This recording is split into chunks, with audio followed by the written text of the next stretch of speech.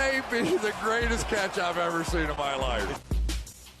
Okay, guys, it is currently about 2 a.m. with where I am, but we just ended our live stream from last night. And yes, we live stream every single night at 9 p.m. Central, except on Thursday nights where we live stream right after the game.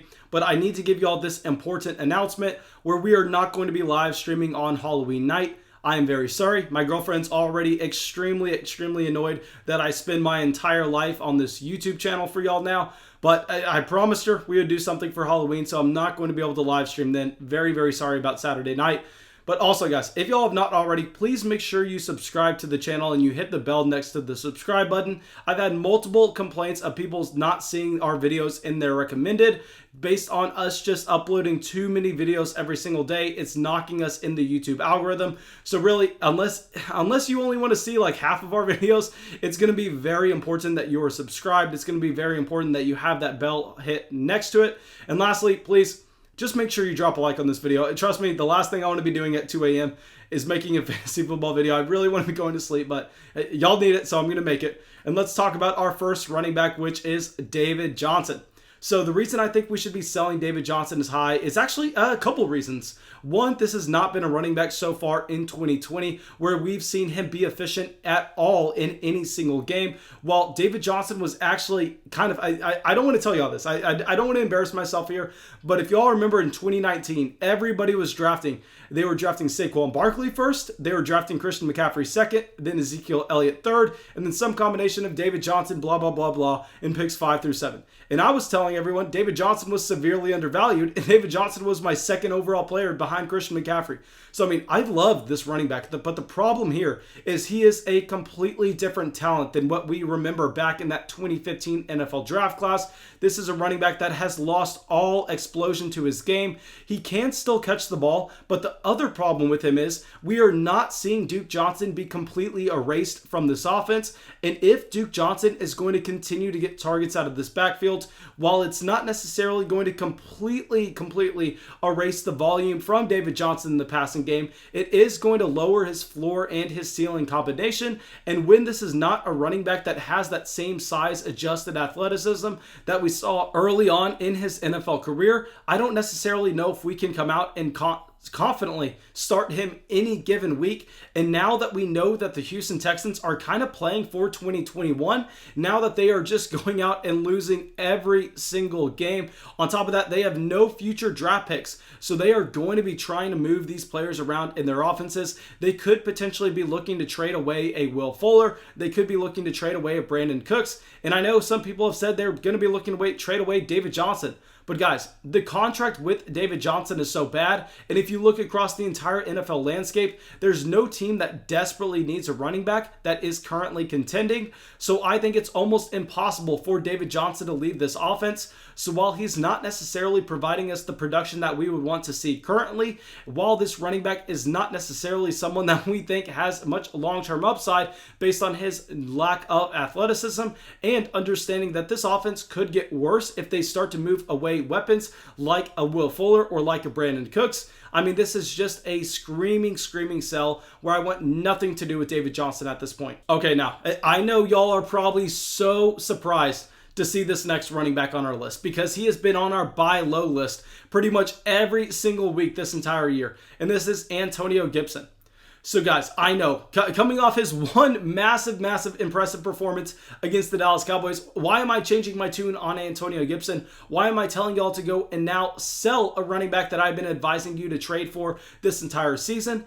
And that is two reasons. One, Antonio Gibson did exactly what we expected against the Dallas Cowboys. This is not something that I think should raise his fantasy football value because while he looked impressive, I mean, we knew that he was an impressive running back and we knew that he was going to be able to smash a very bad defense and this was going to be the game script from him. So in my opinion, while Antonio Gibson did go and provide us a ton of fantasy production in week 7, this is not something that we should take forward with us in raising up his value in future weeks. And now, secondly, I think not only should we not be raising his value from where we previously had it, I think on top of that, if anything, we should look at both Peyton Barber and J.D. McKissic getting touches in this offense and kind of make a small knock for Antonio Gibson. Personally, I'm not too worried about Peyton Barber. Peyton Barber can take all of the carries between the 20-yard lines that he wants because we know that those are not high-value touches. But if we remember, Peyton Barber has gone out there and has gotten usage at the goal line before. If this is something that comebacks to haunt us with Antonio Gibson, I mean, that is going to be extremely brutal when he is getting no usage in the receiving game whatsoever. While I loved Antonio Gibson as an elite size adjusted athlete, as a running back that I thought was going to have a great amount of passing down usage in this offense because he is a former wide receiver out of Memphis, currently, he's kind of being pigeonholed as a first and second down running back for this team who is using J.D. McKissic in a passing down role. And with that J.D. McKissic usage, honestly, I think that we're probably just going to sell Antonio Gibson at this point. Because I know, I mean, I've been up here on Antonio Gibson all season while y'all been down here. And then after this Dallas game, I've been staying steady and y'all been jumping up here. So at this point, I know that's kind of stupid, but still, I think I really, really like this running back with where his value was earlier on. But I think y'all kind of jumped the shark here too, a little bit too much, where based on the questions that I've been receiving in the live streams, I would be intrigued in selling Antonio Gibson.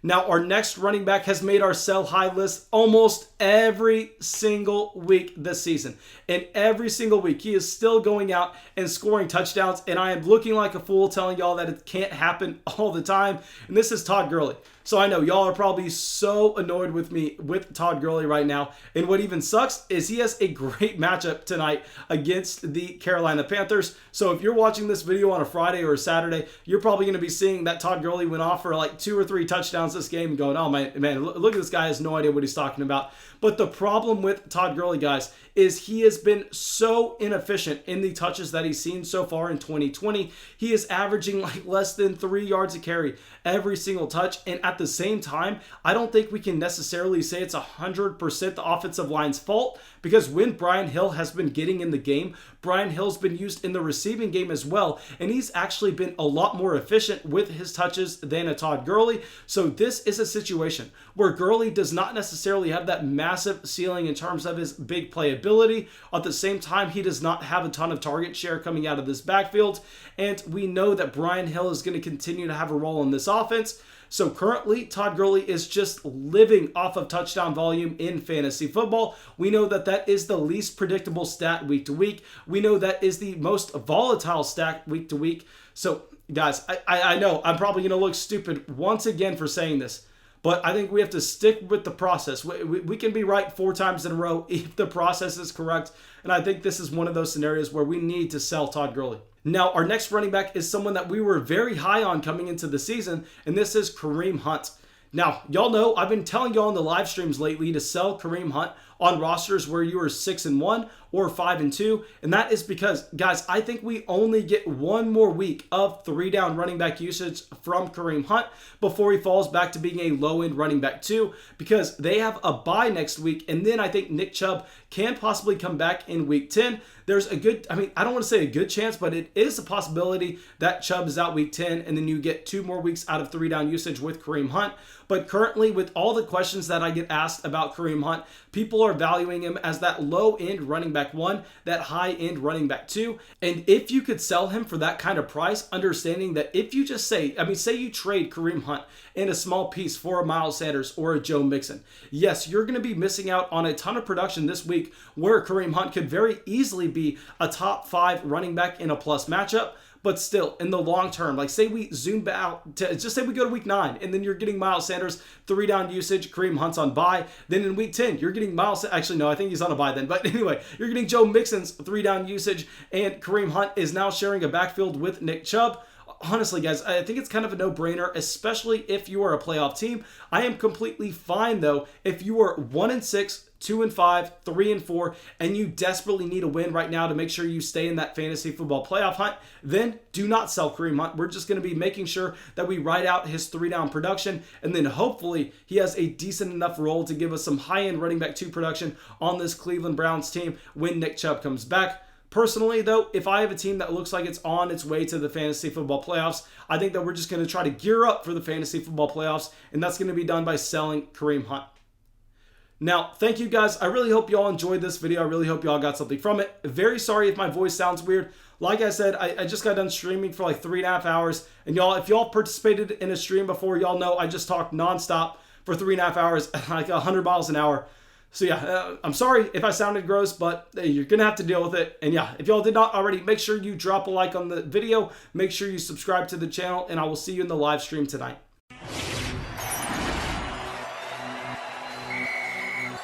That may be the greatest catch I've ever seen in my life.